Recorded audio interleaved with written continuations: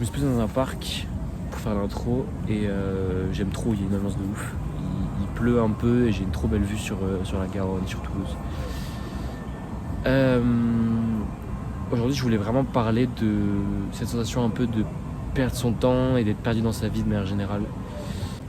Je sais que comme beaucoup de gens de mon âge, je sais pas ce que je vais faire de ma vie. Je suis pas dans un taf qui me fait particulièrement vibrer. C'est pas un taf passionnant à mes yeux, c'est pas un taf auquel j'ai vraiment envie d'y aller pour le taf. J'ai pas vraiment de métier de rêve, de carrière de rêve, ni même juste de vie de rêve. Et ça peut être assez déprimant parce que ça t'amène à te questionner sur le but de tes actions en fait. Genre, pourquoi je vais au taf, ça me fait pas tellement kiffer. Pourquoi s'impliquer autant dans telle chose si ça n'a pas de but à la fin. Et basiquement juste pourquoi me lever si je sais pas ce que je vais faire après en fait. Et ouais, ce genre de raisonnement c'est vraiment déprimant je trouve.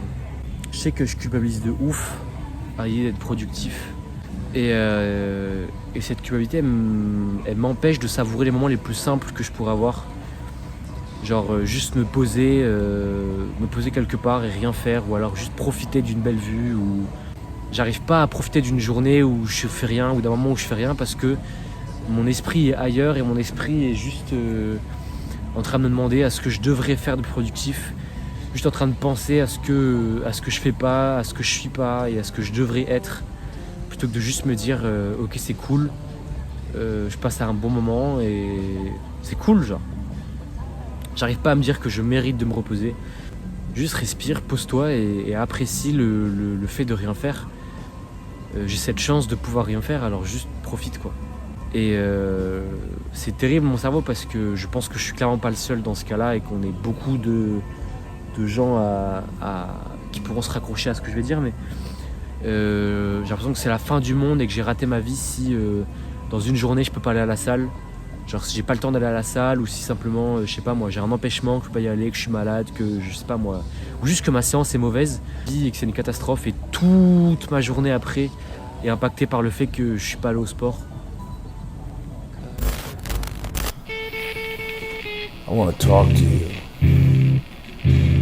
about the center, your center, your purpose. One question that I always ask myself, I would always ask myself is, your purpose. What's your purpose for living? Do you know your purpose? What you're created to do? Do you know what that is? A lot of people live their entire lives not knowing. Entire lifetime not being happy because they feel as though they're not fulfilling their purpose. One time in my life I thought that. What was my purpose? And sometimes you graduate out of high school, you look for that job, you look for that career, college, a degree, and you still question, is this my purpose? Well, I want to tell you, until you find the center of your being, you will continue to walk and live, going through the motions. One piece of advice that I can give to you to find your purpose is to spend time with yourself. Spend time away from distractions, away from people who distract you, who take your time away from you. Now, when you talk about taking time away from you, I'm talking about taking time away from the things that you may enjoy. You may used to write, you don't do it anymore. You may used to sing, you don't do it anymore. You may used to read books and you don't do it anymore. You may, whatever your hobby is, Les gars, je me chie dessus.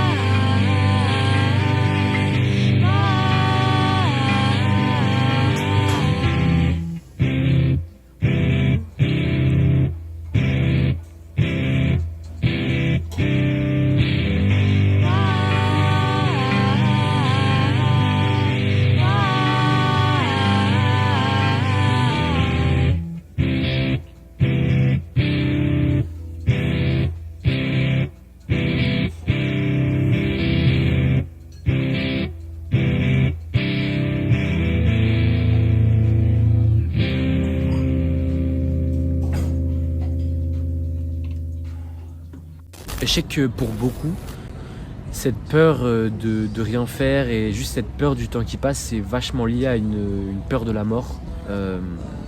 C'est pas quelque chose que j'ai, c'est pas quelque chose que j'arrive à vraiment comprendre. J'ai une vision un peu fataliste sur la chose qui m'aide à être beaucoup plus optimiste. C'est que je trouve ça un peu bête d'avoir peur de quelque chose qui est aussi inévitable, aussi imprévisible que la mort. La mort, c'est quelque chose d'inévitable. Que tu sois un SDF ou président, genre, soit ça te déprime et du coup tu deviens hyper fataliste. En mode à quoi bon se lancer, à quoi bon faire des trucs quand tu sais que tu mouriras. Enfin, ça sert à rien en fait. Pourquoi faire? Ou soit c'est de dire que tant pis, genre, vu que tu sais que t'auras une fin, vu que tu sais que tu vas mourir, juste tant pis, faisons quelque chose de positif, fais un truc qui te plairait, et juste gâche pas le temps qu'on t'offre sur Terre à te pourrir le crâne avec ses pensées. Et juste accepter que les gars, la vie c'est absurde. Et je trouve ça bête d'avoir peur de la mort quand notre vie est aussi absurde que ça. Genre là vraiment, c'est une phrase d'enfant de 6 ans que je vais dire, mais posez-vous 2 secondes et réalisez à quel point tout ce qui vous entoure n'a aucun sens. J'espère que vous m'entendez bien parce qu'il y a la masse de vent. Aujourd'hui les gars, je vais me faire tatouer. Je suis très très content, je stresse un peu, mais vas-y, je suis très confiant, le mec est très gentil et très très doué.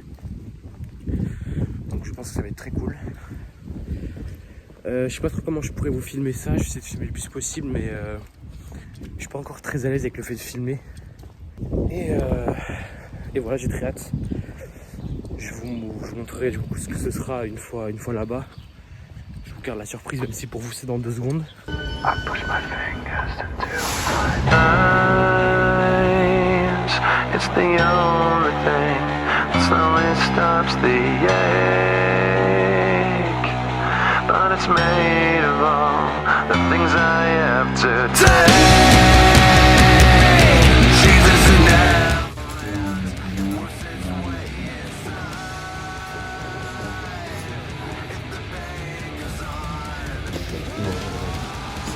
On est bien, hein?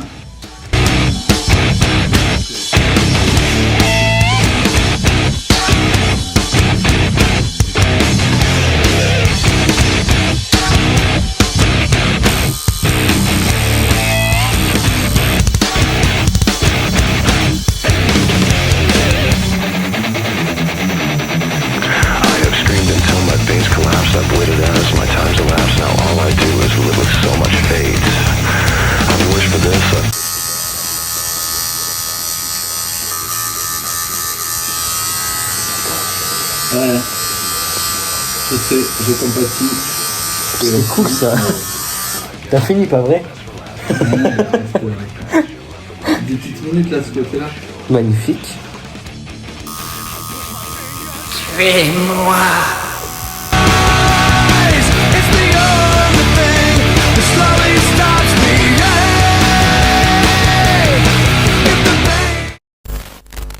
Les gars, je sors du film Chainsaw Man.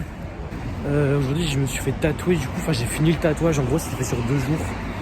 J'ai filmé que le premier parce que je me suis dit que les plans allaient être vachement répétitifs. Et surtout que du coup, je pense qu'on ne voit pas très bien vu qu'il y a sa main devant. Là, il est genre 22h, je vais aller à la salle. Je sors du cinéma. Et je suis trop content du résultat. Je vous ferai sûrement une vidéo de moi où je le montre en vivant. Mais je suis trop content les gars. J'aurais franchement pas pu rêver mieux. Genre, c'était vraiment la vision, c'était vraiment littéralement la vision que j'avais. Donc c'est trop incroyable. C'est trop incroyable, merci au tatoueur, merci à Antoine. Je vous mets son site dans la bio. Il est trop fort. C'est le tatouage le plus agréable que j'ai fait en termes de douleur. En fait j'ai vraiment eu mal quand on a repassé, parce qu'en gros il a fait tout le tatouage hyper vite. Et après il a clean le truc. Et après on est repassé partout pour faire les ombres et les textures. Et du coup vous vous doutez bien que repasser sur une zone qui vient d'être tatouée, surtout que du coup l'aiguille va plus vite pour que ça bourrine bien et que ça tapisse tout. C'était juste c'était vraiment pas agréable. supportable mais pas agréable. Et ouais, je suis refait les gars. J'espère que vous le trouvez stylé, même si en vrai je m'en bats un peu les couilles. Parce que moi je le kiffe. Et bref. Aujourd'hui on va faire des citrouilles. Halloween, ils font peur. Je vais faire ça moi. Ça y est, c'est moche. Que maintenant?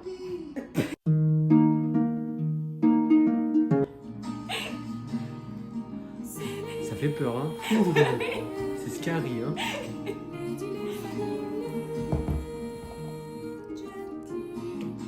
On l'a ouverte. On va retirer le caca de dedans.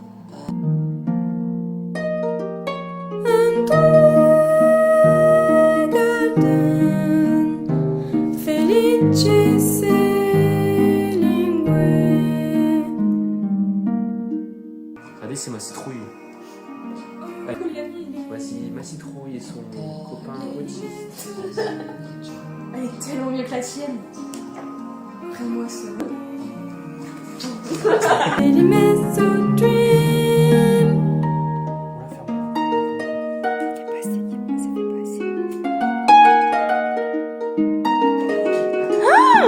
C'est trop stylé. Regardez nos citrouilles. Ouh, ça fait peur, hein. Ça fout les chocottes, hein. Regardez, c'est à nous. Et ça qui me fait kiffer cette chaîne, c'est que je réfléchis pas plus que ça te fait kiffer, oui. Alors c'est bon. Alors continue comme ça. Bon. Je sais que tout ce que je dis, c'est hyper bateau comme réflexion. Enfin, c'est vraiment. Et c'est vraiment des réflexions philosophiques d'enfants de 4 ans qui découvrent que la Terre elle est ronde et que la Terre elle tourne. Waouh, what the fuck. Mais ça pourrait peut-être aider des gens qui sont dans mon cas et qui sont perdus dans leur vie. En tout cas, j'espère que ça pourrait vous aider. Ou en tout cas, vous aider à réfléchir un peu plus et à vous aider à relativiser. Je sais que le moi, il y a quelques années, qui quittait le lycée avec un bac, mais qui a été rejeté de son BPGEPS, alors qu'à ses yeux, c'était vraiment la seule façon pour lui de réussir sa vie. Il aurait vraiment aimé entendre ces paroles.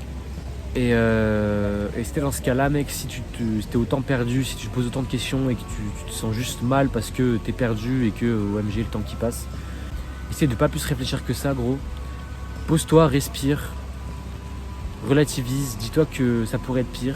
Et essaye d'atteindre ce qui te fait kiffer. Si tu sais ce que tu veux faire dans la vie, gros, t'as juste à te donner les moyens de le faire. Donc si vous avez une vision, si vous avez un but dans votre vie, les gars, profitez-en, foncez à fond. C'est ridicule de se mettre autant de pression pour une vie qui est aussi absurde. Je voulais vraiment vous remercier les gars pour toute la force que vous avez donnée à ma première vidéo. Vous pouvez pas savoir à quel point ça m'a motivé et ça m'a fait me rendre compte d'à quel point ouais, c'est ce que je veux faire. Je m'attendais pas à avoir autant de gens impliqués et hype par le principe de la chaîne.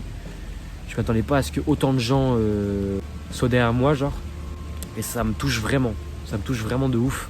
Et j'espère que c'est que le début. J'espère que j'arriverai à partager des idées positives et que j'espère que je vous aiderai à réfléchir autrement.